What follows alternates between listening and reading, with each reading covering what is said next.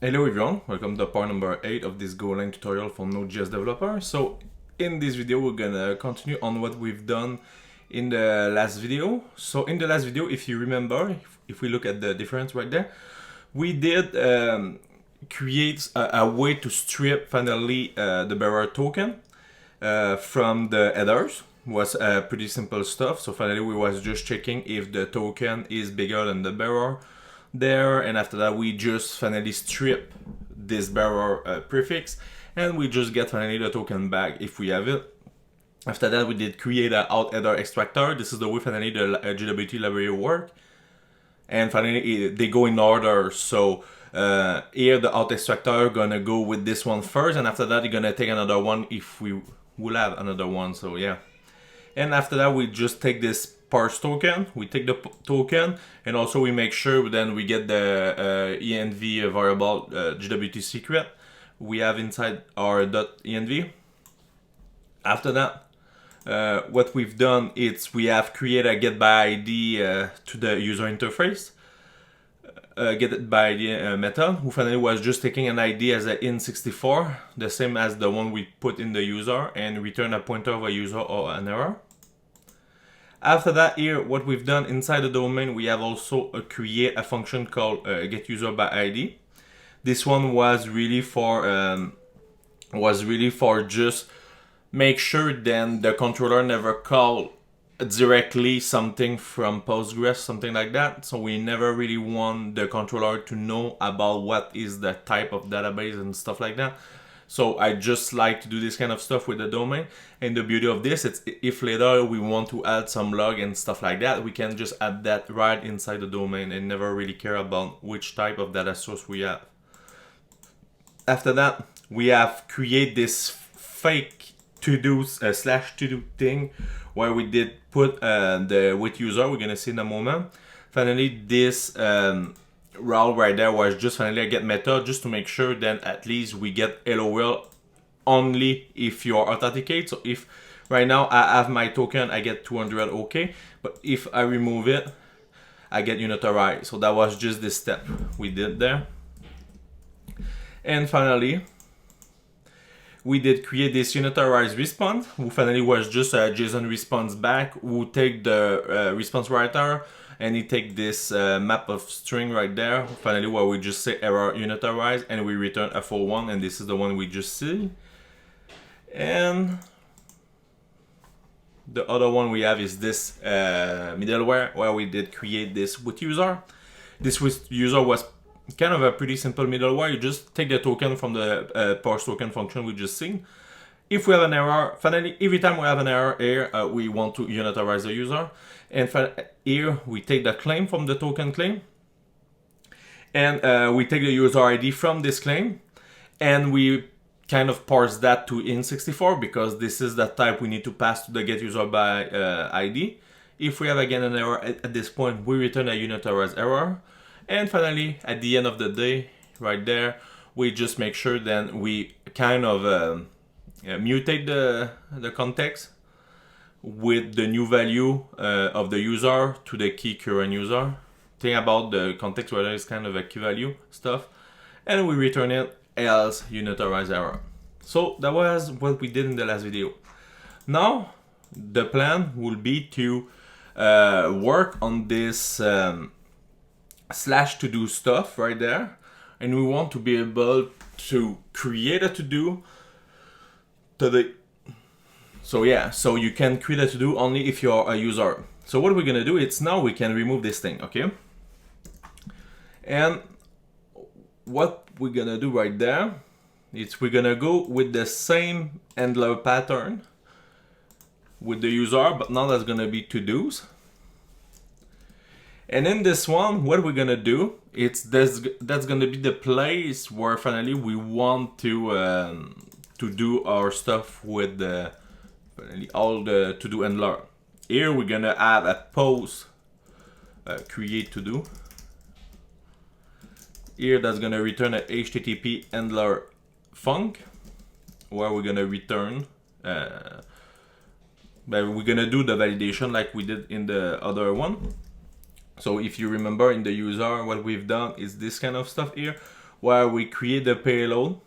After that, we validate the payload, and we just finally pass back with the payload right there, and we register with the domain. That was like that.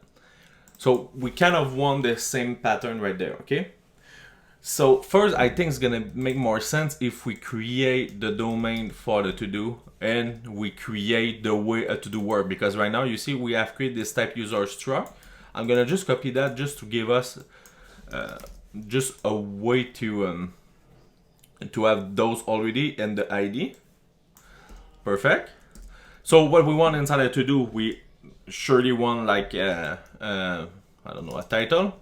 It's gonna be a string. And the JSON tag gonna be a title, and we also want to know if it's completed. It's gonna be a boolean. It's gonna be completed, and yeah, like that. And also one thing we gonna want is to do kind of a relationship. So here we can. For now, I'm gonna say user ID. It's an int64. I'm gonna say user ID like that. Okay, so the user ID is gonna be a ref to this user ID right there, and I'm gonna show you what we can do later to make it work like the way finally we want. Now what we want is to create finally the payload like we did. So if you remember, inside the user we did create, oh, that was inside out. We did create this register payload. So this kind of stuff was kind of like the, I don't know, I think you call that like DTO, something like that, like a data transfer object, something like this. So here I'm gonna call that like a create to do payload. So here we need to know what is the data we want when we create a to do. Okay, I want to have a title as a string. And so it's gonna be like that, and complete is gonna be false by default, and I don't think someone gonna create a to-do with this as complete already. So this is what we want for the to-do create to-do payload. It's gonna be a pretty simple one. After that, if you remember what we did in the user it's this kind of isValid function right there. So this is the same we want to do. So here we're gonna have our create to do payload, where we're gonna create this isValid function, where here we're gonna return a boolean or a map of string. So now you see, because of this, now I follow the contract of a payload validation. So I'm gonna be able to pass that to our right there, validate payload. So now here, what we need to do is create a new validator. And now after that, we just say finally what we want to validate. And now here, what we want is must be not empty. Here we pass the field string, so that was title, and the value is gonna be this c.title. And also, we want the title to at least be, I don't know, 3 characters long. And finally, here at the end, we did return the v is valid, and also we was returning the error like that. And if you remember, the v is valid just return finally true if we have no error at all. So nothing crazy right there. So we did this logic at this point right there. So now we can jump back in the domain, and now here we're gonna create the domain stuff. We're gonna talk with Postgres. The thing is, right now we have only a user repo. So time to create a to-do repo. It's gonna be another interface, and we're gonna have a create, where here what we want is to receive a to-do, and I want that to be a pointer like that. And here we're gonna return another pointer of a to-do and an error like that. And finally, the DB here gonna need to have a to-do repo like that. Now, that means my Postgres need to have a to-do. And here, if you remember what we did in the user, we did this user repo struct. It's going to be the same pattern, but now you just change the name to be a to-do. So this to-do repo going to receive the pointer of the DB. So it's going to be the same instance. And now after that here, I mean, it's my Golan. I think you can do this with VS Code, but it's really like, it's just because I want to follow the interface. So they just give me, they can do the boilerplate for me. Okay, so now here I have my to-do repo. I'm gonna keep the panic implement me. And now what that meant, it's if you go, so here when we return the new, the place we need to pass the repo is right there inside the main.js. So line 26, this is where you pass to do repo, or you pass Postgres, and now we forget to do like the new user repo. I'm gonna copy that again. Sorry, I know it's a lot of copy and pasting, but we're gonna go faster this way. To do repo like that, okay? So this one is just a function finally who can receive this DB and finally just create a new instance of this to do repo with this instance of the DB. And now when we create that in the main, Postgres new to do repo, we pass the same DB we create in the main. So it's gonna be always the same right there. Now, by doing this way, we can jump back in the domain. So we know right now someone is already following this contract. So it's the to-do repo right there. So now we can go with this contract here and jump on building the domain of finally this to-do stuff. So now this is where we need to do whatever we want before we touch Postgres. It's the same pattern we did here. I think that was in one of the last video where we did the register. We did all this put in right there. So this is what we're gonna do. So here I'm gonna call a function, and I want that to be a method finally of the domain, and I'm gonna call that create a to do. Okay. So my create a to do here, what I'm gonna receive, I'm gonna receive. Just to make sure I follow the convention I did here, I call that payload. So that's going to be the same thing. So payload is going to be equal to this create to do payload. So this is what I'm going to receive. And what I want to return back is going to be a pointer to a to do or an error.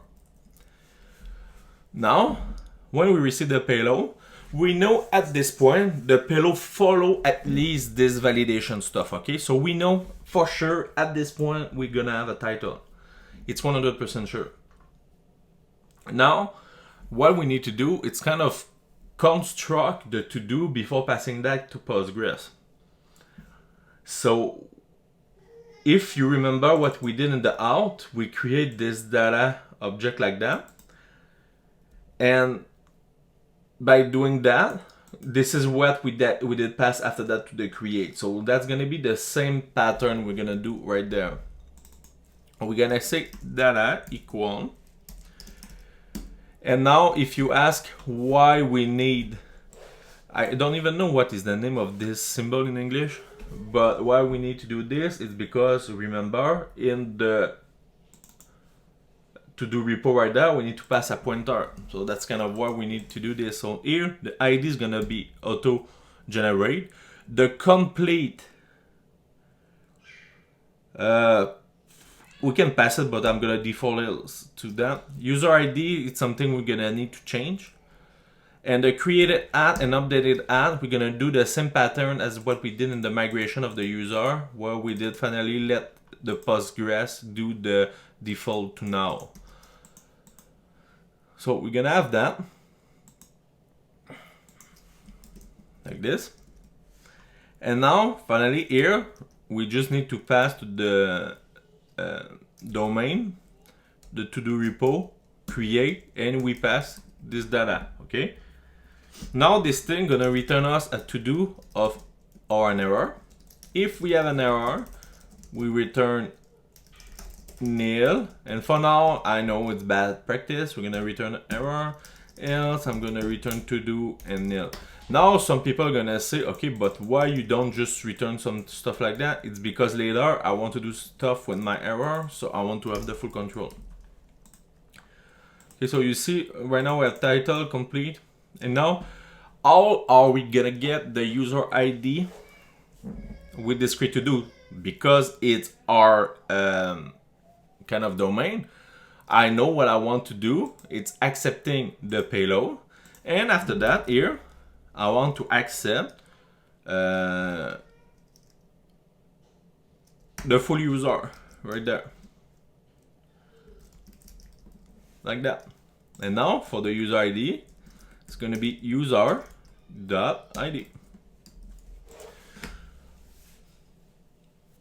And for the title, sorry, I forgot to do this. I just see that payload.title. Perfect.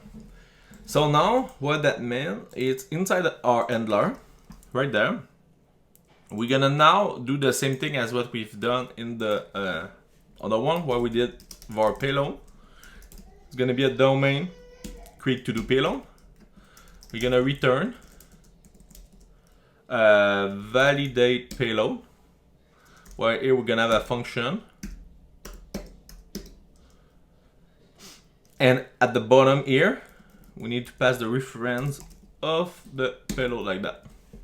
So this function gonna take this payload validation, do all the job you need to do, and if it's not valid, you're gonna return a JSON response error with all the error and a status bad request. So bad request it's 400. So we know if I'm getting here, we have everything is valid. So just to make sure we not forget to do this, I'm gonna go inside the endpoint, and now here I'm gonna do r.post, so a route.post to slash, because it's already slash to do, and here finally we're gonna get that from create to do like that. And now because we have this use user, so this middleware, we know at 100% sure that at this point when we're gonna get the create to do, it's a authenticate user who's gonna be there. The thing is now, I can do my logic here where I say domain create to do. Now I can pass my payload, but how can I fill this user stuff right there? So now your question is, how can we get this user from here? In Node, we do something like reg.user, and boom, we have it, okay? Kind of the same thing. If you remember what we've done inside the handler with the, that was in the user, yeah. With user here, inside this middleware, we did pass the user to our context. So now, the question, it's more about how can we get this user from this context. So this is what we're gonna do. So what we're gonna do is we're gonna create a function, so kind of a helper function where we can get this user from the context, okay? So we're gonna create another method to the server called current user from CTX, from context. Here, the only thing we need to get is, if you check here, when we get the stuff from the context, it's always from the request. So we just need to pass the request like that. And now here, what we're gonna return from this function, it's gonna be a user. And now by doing this, we know when we're gonna call this function, it's gonna be already typed. So now, how we get the current user, it's by calling r.context.value current user. So that's the same key we passed here, okay? The thing is now, if I'm returning this current user, now they don't like it, because if you check this value, this thing returns an empty interface. So this is not really what we want. We want to kind of map this empty interface to the real interface we want. And the way you can do this is by adding this dot, parentheses, and now you say which finally which kind of struct you want it to be mapped to. And now by doing this, now the current user is gonna be this type of domain user, So now when I'm gonna return that, like that with the domain user. So now inside my handler to do, what I can do with my handler to do now, I can make use of this, and it's gonna be much more simpler now to get the user. So what you do, it's right there. I'm gonna say current user. It's S the current user from context R, like that. And now I can just pass it right there. So I get my current user from this. So thing about that is the same as doing React that user in Node. Okay, so now here with the to do, if we have an error, I'm gonna return a bad request where my bad request need the W and the error. We're gonna just pass the error. I'm gonna stop right there. Else, if it's good, I'm gonna create my response. So it's gonna be a map. Oh, I not really need the response. I can just finally jump right with the JSON response. W. I'm gonna send back the to do, and what my JSON response need. Yeah, that's the thing. To do, the value to do, and okay, so here is the 200. So HTTP create, because we create something like that.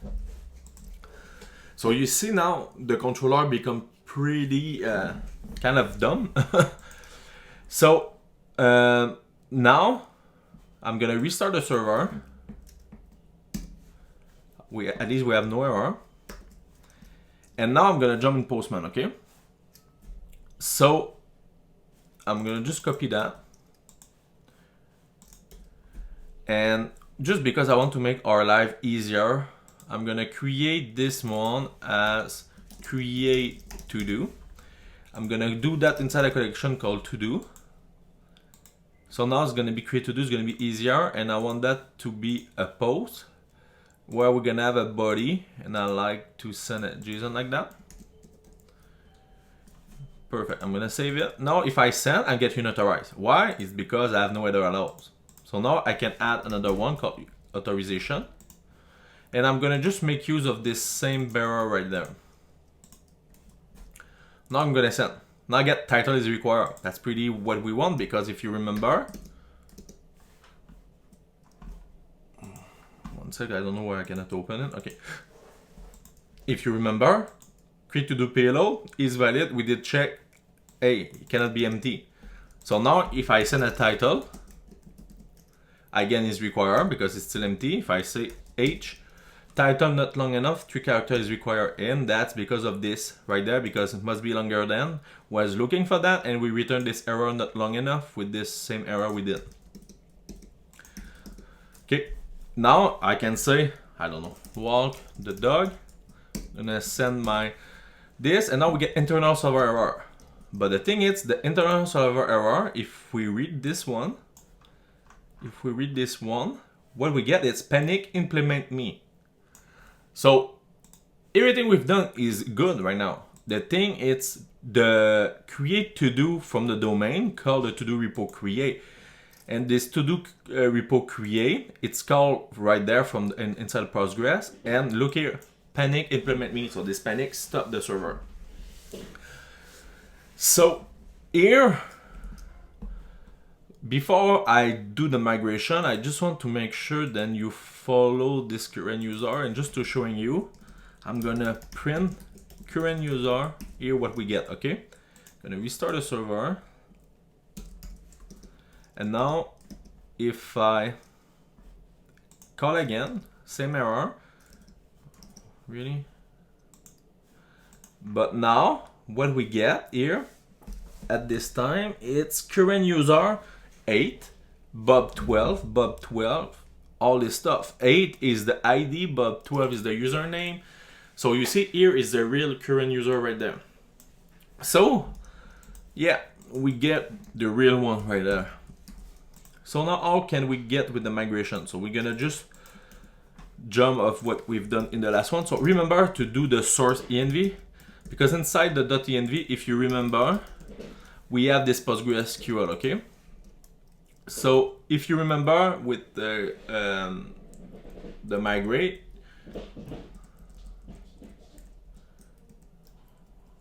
Just we did this create user table. Now I want to do the same thing, but really the to-do table. So migrate, create with an extension of SQL inside the directory Postgres. Migration. We want to create finally a create to-do table. So now if I click enter, we're gonna get this create to-do table. So if you remember what we've done in this one in the down table, so when you do a rollback, it's the same for the to-do. So it's gonna be to-do like that. And now here, I'm gonna just, because it's gonna be faster if I take this thing and I want to create to-do table up, I'm gonna paste that. I'm gonna use to-dos. I'm gonna want to keep those, but here I'm gonna remove this. And now here, I'm gonna have a title.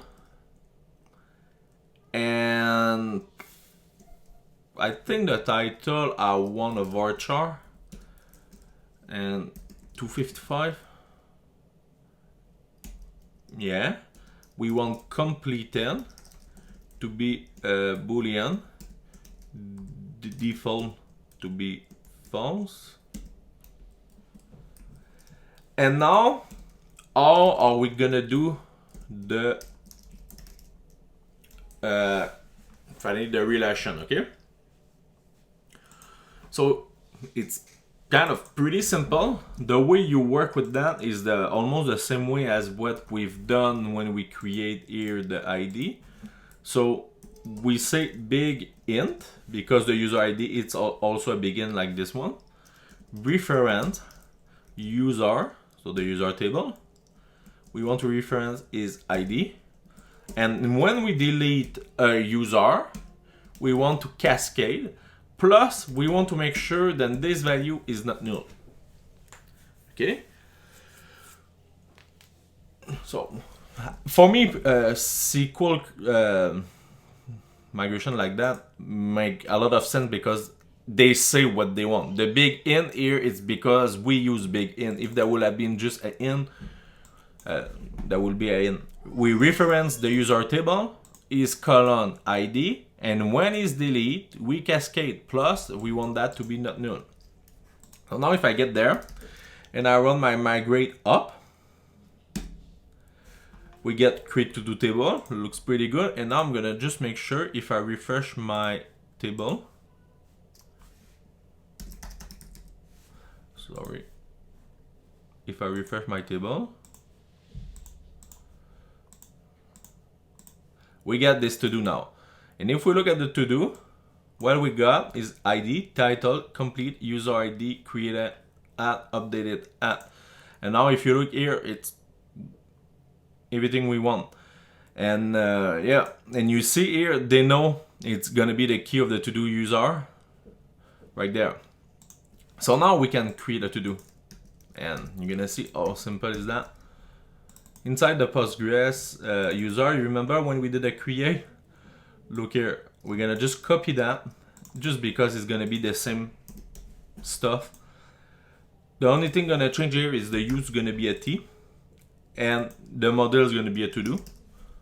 And we're gonna return everything when we insert and we return a to-do. Now some people don't gonna like it. They're gonna say, oh man, yeah, this logic here, it's like you don't have enough thing right there, like you don't do any check. Yeah, but my check is done in my domain. So when I'm getting there, I know it's good because like remember, when we create here, we get that from the payload validation. And we know at this point, you cannot get there if you do not have the title. So what I'm gonna do is I'm gonna restart the server. And I'm gonna create again. And now we get ID 1, title walk the dog, complete false, user ID 8, and created at. And looks like it's really what we save. Walk the cat, I don't know if that's possible, but yeah, walk the cat. Now if we jump back here, I'm gonna just make sure, I'm gonna jump to my database, I'm gonna click back on to do, and now we really get ID 1, 2, title, walk the dog, walk the cat, and user ID 8 right there.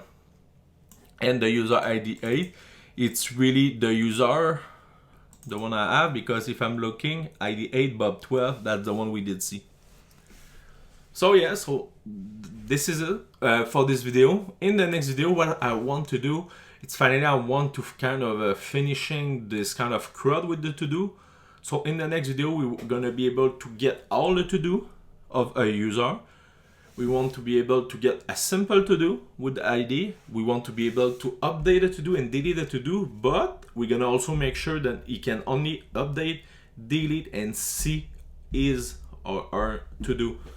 So yeah, so that's gonna be the kind of stuff we're gonna use do in the next video. So I hope you enjoy. Again, the repo link is gonna be in the description. If you have any questions, don't hesitate to finally put a comment below.